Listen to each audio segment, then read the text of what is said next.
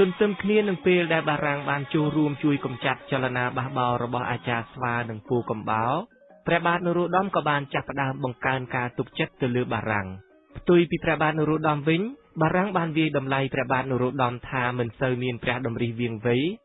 ហើយថាព្រះបាទនរោត្តមនេះធ្លាប់បានក្បត់ចិត្តនឹងបារាំងដោយបានចុះកិច្ចព្រមព្រៀងជាសម្ងាត់ជាមួយសៀមកាលពីថ្ងៃទី1ធ្នូឆ្នាំ1863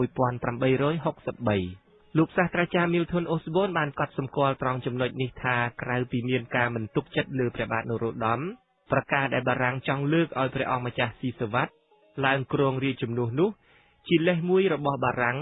ក្នុងការគំរាមព្រះបាទនរោត្តមឲ្យភ័យខ្លាចបាត់បង់រាជបល្ល័ង្កទៅព្រះអនុជរបស់ព្រះអង្គផងដែរគប់ជូនពេលដែលព្រះអង្គម្ចាស់ស៊ីវុត្ថាដែលជាព្រះអនុជម្ដាយទីទេតែរួមព្រះបិតាជាមួយព្រះបាទនរោត្តមបានលបធ្វើការចរចាជាសម្ងាត់ជាមួយបារាំងផងលោកឧត្តមឌីវីរ៉ូសទេសាភិបាលស្ដីទីនៃដែនដីកូសាំងស៊ីន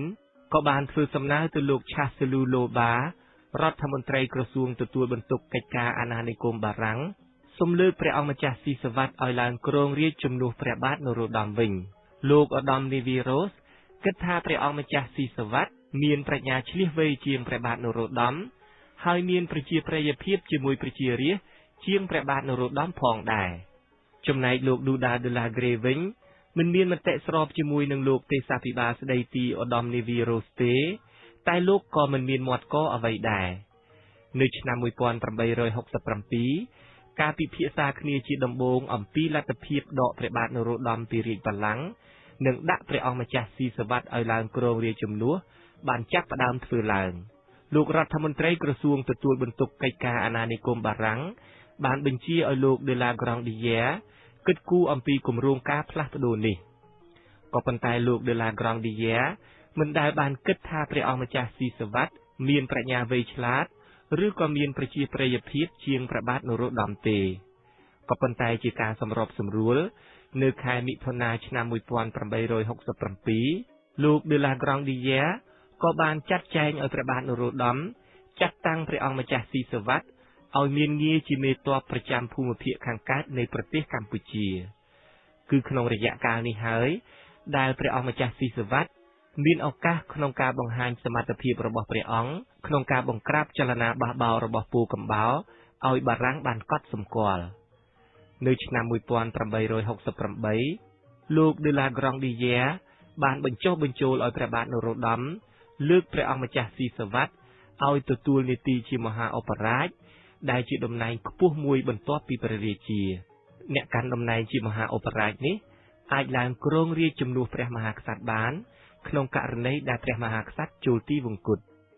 សភាពការក្នុងប្រទេសបានស្ងប់ស្ងាត់បន្តិចទៅវិញក្រោយពេលដែលចលនាបះបោររបស់អាចារ្យស្វានិងពូកំបោរត្រូវបានកំទេចដែលជាឱកាសដ៏ល្អមួយអនុញ្ញាតឲ្យបារាំងជំរុញឲ្យមានការកែតម្រង់ជាលើកដំបូងបំផុតក្នុងកិច្ចការរដ្ឋបាលនៃប្រទេសកម្ពុជានិងរៀបចំស្ដារប្រទេសកម្ពុជាឡើងវិញលោកសាស្ត្រាចារ្យ David Chandler បានអះអាងថាដោយមានការគៀបសង្កត់ពីបារាំង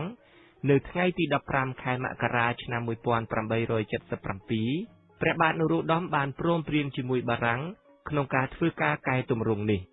ព្រះបាទនរោត្តមបានឡាយប្រហ័សលេខាលើរាជបញ្ញត្តិមួយដែលមានចែងអំពីការកែតម្រង់ផ្សេងដើម្បីឲ្យមានលក្ខណៈសមស្របទៅតាមការទាមទារនៃសម័យទំនើបដែលយើងសូមរៀបរាប់ជូនដោយសង្ខេបដូចតទៅ 1. បទបញ្ញត្តិតាក់ទងទៅនឹងសមាជិករាជវង្សានុវង្សបទបញ្ញត្តិនេះបានដកហូតសមាជិករាជវង្សានុវង្សពីមុខតំណែងរដ្ឋាភិបាលរដ្ឋនឹងផ្ដល់ប្រាក់បៀវត្សដល់សមាជិករាជវង្សានុវង្សសម្រាប់ធានាជីវភាពសមាជិករាជវង្សានុវង្សលែងឲ្យមានការចូលរួមក្នុងសិទ្ធិដីធ្លីទៀតហើយបទបញ្ញត្តិនេះក៏បានបដិសេធចោលនូវសិទ្ធិផ្ដាច់មុខទៅលើទំនិញទាំងឡាយរបស់ក្សត្រាក្សត្រីក្នុងរាជវង្សានុវង្សលើកលែងតែសិទ្ធិផ្ដាច់មុខលើអាភៀននិងស្រាស 2. បទបញ្ញត្តិតាក់ទងទៅនឹងការយកពន្ធដារនៅក្នុងបទបញ្ញត្តិថ្មីនេះគេបានលុបចោលនៅរបបទារពន្ធតាមភាសីលើកលែងតែភាសីខាងអាភៀននិងស្រាសចេញម្យ៉ាងទៀតពន្ធមួយចំនួនក៏ត្រូវគេលុបចោលដែរជាពិសេសពន្ធលើល្បែងស៊ីសងដែលត្រូវហាមឃាត់នៅក្នុងសម័យនោះការធ្វើកំណែនឲ្យធ្វើការជូនរដ្ឋត្រូវរក្សាទុកដដែល ប៉ុន្តែធរៈវេលាត្រូវបន្ថយមកនៅត្រឹមតែ90ថ្ងៃក្នុងមួយឆ្នាំហើយដែលគេអាចយកប្រាក់ទៅលួសបានពន្ធលើផលិតផលកសិកម្មខ្លះដូចជាម្លូម្រេចស្ករក៏ត្រូវបានបន្ធូរបន្ថយ